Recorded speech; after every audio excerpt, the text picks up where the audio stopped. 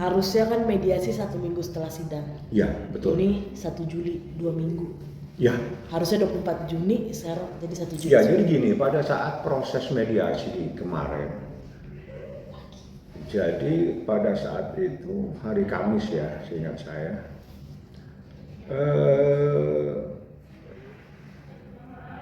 saya itu bertemu dengan beberapa lawyernya.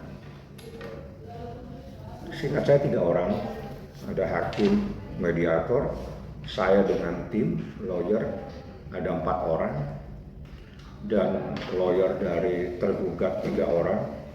Di situ saya nyampaikan, kan dia tahu nih, hakim mediator tahu bahwa Nikita Mirzani menjadi terdakwa dan akan disidangkan dalam perkara pidana, sehingga hakim mediator bilang, bagaimana kita bisa mendatangkan Nikita Mirzani, sedangkan Nikita Mirzani ada dalam tahanan. Saya bilang, yang mulia, tanggal 24 Juni itu sidang pertama, dan berdasarkan proses hukum yang terjadi, terdakwa itu harus dihadirkan di dalam persidangan terbuka untuk umum pada tanggal 24, berarti hari Selasa. Jadi mohon yang mulia, untuk mediasi berikutnya itu tanggal 24. Namun hal tersebut ditolak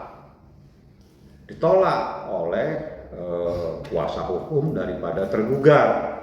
Alasannya karena pada tanggal 24 tergugat RG itu akan dimintai keterangan di Polda Metro Jaya, di Indang, di Treskrimsus terkait dengan persoalan dugaan tindak pidana melanggar Undang-Undang Kesehatan dan melanggar Undang-Undang Konsumen, dengan korbannya ada 4 orang, sehingga dia beralasan karena pada hari Selasa tanggal 24 tidak mungkin bisa hadir karena tergugat 1 akan dimintain keterangan di Polda Metro Jaya sekaligus membawa bukti-bukti. Akhirnya disimpulkan oleh majelis hakim, ya sudah, bagaimana? Yang mulia, sidang pidana seingat saya kalau sudah dijadwalkan hari Selasa, akan hari Selasa lagi, setiap hari Selasa.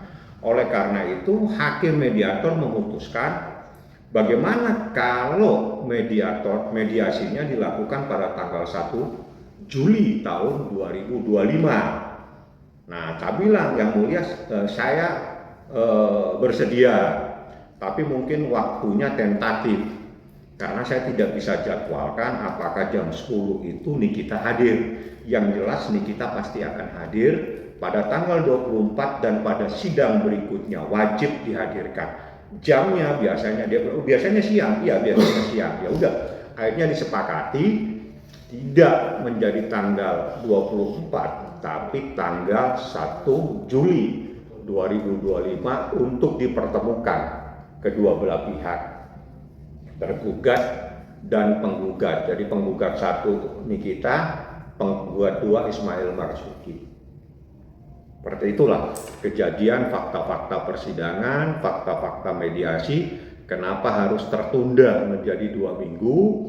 Karena dari pihak tergugat itu ternyata harus hadir di Polda Metro Jaya pada jam 9 pagi atau jam 10 pagi, saya tidak tahu, untuk membawa dokumen pembuktian terkait adanya dugaan tindak pidana yang melanggar Undang-Undang Kesehatan dan Undang-Undang Perlindungan Konsumen dengan korbannya 4 orang, seperti itu. Itulah kejadiannya dan itulah faktanya. Kenapa ditunda 2 minggu? 2 minggu itu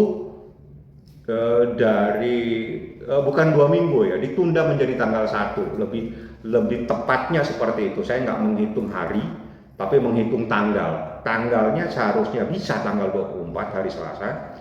Hari Selasa itu sidang pertama nih kita Mirzani. Nah, tidak bisa hari Selasa tanggal 24, maka kita ngambil sikap Selasa yang akan datang. Karena setiap sidang pasti seminggu sekali. Berarti nanti di tanggal 1 Nikita Mirzani akan datang juga? Wajib. 24 wajib. 1 juga wajib. 1 wajib. Karena jadwal itu pasti setiap minggu. Kecuali hakim akan menjadwalkan 1 minggu 2 kali, itu tergantung majelis hakim. Tapi yang jelas tanggal 24 sidang pertama pasti akan ditunda seminggu lagi untuk eksepsi, pasti ditunda seminggu lagi untuk tanggapan jaksa, baru ada putusan selah. Seperti itulah prosesnya yang saya tahu. Jadi kalau teman-teman media kok ditundanya cukup lama, kan gitu. Sebetulnya bukan keinginan saya, bukan juga keinginan daripada hakim mediator, tapi mereka tergugat yang menginginkan, karena tanggal 24 mereka tidak bisa hadir karena tergugat satu akan diperiksa untuk menyerahkan dokumen. Seperti itu informasinya yang disampaikan dalam proses mediasi pada kemarin, seperti itu. Oke, ada lagi? Clear ya? Bang, kabarnya juga pihak Reza Gladys bersedia membayar 100 miliar apabila pihak masih mediasi. Udah jangan keburu-keburu bingung lah, santai aja. Kan sidangnya masih mediasi, nanti mediasi ada jawab menjawab, ada eksepsi, ada gugatan balik. Kan ada dia dikasih hak untuk mengajukan gugatan balik, dia juga bisa menggugat kami kembali. Prosesnya jalan aja. Soal pembuktian itu saya nggak perlu jelaskan sekarang. Bagaimana Kak Niki menghadapi 2 persidangan sekaligus? Gak apa-apa. Mungkin sempat cerita juga nggak sih? Dia santai aja, nggak ada apa-apa, nggak ada sesuatu yang luar biasa, santai dia. Tidak ada yang berasa gimana-gimana? Nggak, biasa, santai ya, nggak ada sesuatu. Jadi soal proses pembuktian 100 miliar itu kan jelas saya nyatakan. Karena korbannya adalah Nikita Mirzani, seorang artis, 100 miliar itu terlalu kecil untuk menilai, karena itu terkait reputasi dia, terkait dengan hal-hal yang menyangkut nama baik dia dan sebagainya, itu kan kerugian immaterial dan itu tidak bisa dihitung sebetulnya. Jadi kalau dia bilang bagaimana caranya menghitung, berarti dia belum membaca gugatan saya. Berarti closing statement berarti siap Nikita Mirzani hadir ke 2 persidangan tanggal 24 Juni dan tanggal 1 Juni. Ya, 24 wajib, tanggal 1 wajib. Nah, karena sama-sama wajib, kita jadikan satu dengan perkara kontestasinya, biar gampang ya. Dan Ismail juga akan hadir. Ismail juga sama, wajib hadir. Dan itu kewajiban sebagaimana diatur dalam peraturan mahkamah seperti itu. Tapi ada cerita nggak sih Bang, ini gimana, berat nggak ngadapin ini? Enggak, dia santai aja kok. Jadi mengalir aja. Ya, karena ini proses hukum yang harus dihadapi. Mau tidak mau harus dihadapi seperti itu. Oke, terima kasih.